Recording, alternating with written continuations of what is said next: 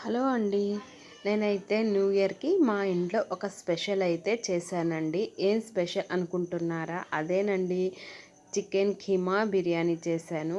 ఎప్పుడు చికెన్ తోటి అలాగని మటను అలాగే తింటుంటాం కదండీ! అలా కాకుండా కీమా బిర్యానీ అయితే ప్రిపేర్ చేశానండి. టేస్ట్ అయితే అదిరిపోయిందండి. కావాలంటే ఈ వీడియో చూసి మీరు ట్రై చేసేసేయండి. అలాగే వీడియోలోకి అయితే వెళ్దాము. ఇలాంటి మందంగా ఉన్న ఒక గిన్నెనైతే తీసుకోవాలండి. స్టవ్ మీద పెట్టి 1.5 గ్లాసు నెయ్యి అయితే వేసాను. అందులో జీడిపప్పు వేసి దోరగా వేయించుకోవాలి.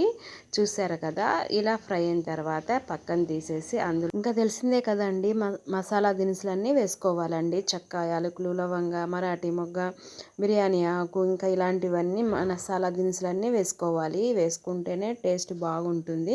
ఇలా ఫ్రై అయిన తర్వాత అయితే నేను 1/2 కిలో కీమా అయితే తీసుకున్నానండి. బాగా శుభ్రం చేసేసాను. ఇంకా కీమా కూడా వేసేసి బాగా దోరగా ఫ్రై చేయాలండి. ఎంత ఫ్రై చేస్తే అంత టేస్ట్ ఉంటుంది. ఇంకా నేను మొత్తం వేసేసి అయితే నేను ఇలా కలిపేసానండి. కలిపి బాగా ఫ్రై చేశానండి.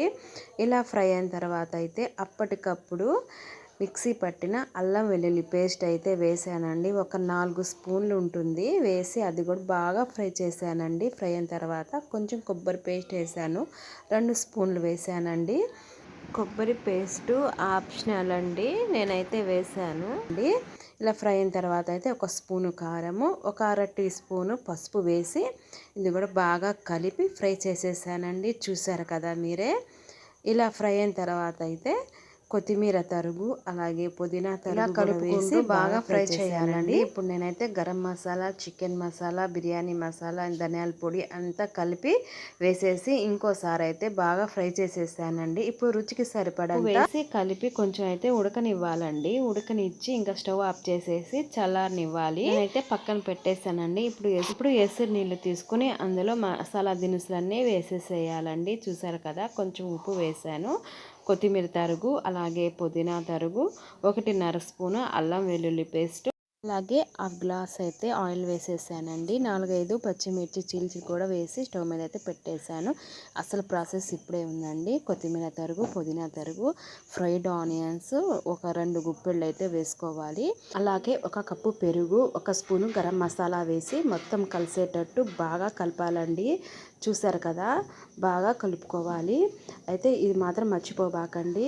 ఇలా వేసుకుంటే బిర్యానీ చాలా బాగుంటుంది. ఇప్పుడు చల్లారిన కీమాలో అయితే వేసేసి 4 పక్కలా కలిసేటట్టు బాగా కలపాలి. పెరుగు వేసుకోకూడదండి, కూర చిదురుగా అయిపోతుంది, అసలు టేస్ట్ బాగుండదు. అందుకని ఇలా చేసి వేయండి, టేస్ట్ బాగుంటుంది. ఇప్పుడైతే కొన్ని జీడిపప్పు అలాగే పచ్చిమిర్చి, ఫ్రైడ్ ఆనియన్స్, ఇంకా షాజీరా వేసానండి. వేసి ఇలా పక్కన అయితే పెట్టేశాను. ఇంకా వేసి బాగా వచ్చేసిందండి. ఇంకా నేను సిమ్లో పెట్టి 1/2 కిలో బాస్మతి రైస్ అయితే కడిగి పెట్టానండి. ఇప్పుడు రైస్ వేసేస్తున్నాను. చూసారు కదా, ఇప్పుడు 50% అయితే ఉడికించుకోవాలి అండి. 50% అంటే నోట్లో వేసుకుంటే కొంచెం నలిగినట్టు ఉండాలి. ఇంకా ఉడికిన తర్వాత అయితే ఇంకా లేయర్ లాగా వేసేస్తున్నాను. ఇలా వేసిన తర్వాత అయితే ఒక నిమ్మకాయ రసం వేసానండి. కొన్ని అయితే ఫ్రైడ్ ఆనియన్స్, కొన్ని జీడిపప్పు, పుదీనా, కొత్తిమీర అలాగే నెయ్యి కూడా వేసానండి. ఫ్రై చేసుకున్న ఆయిల్ ఉంటే ఆ ఆయిల్ కూడా కొంచెం వేసేసాను. అలాగే ఫుడ్ కలర్ కూడా వేసాను. ఫుడ్ కలర్ అనేది ఆప్షనల్ అండి.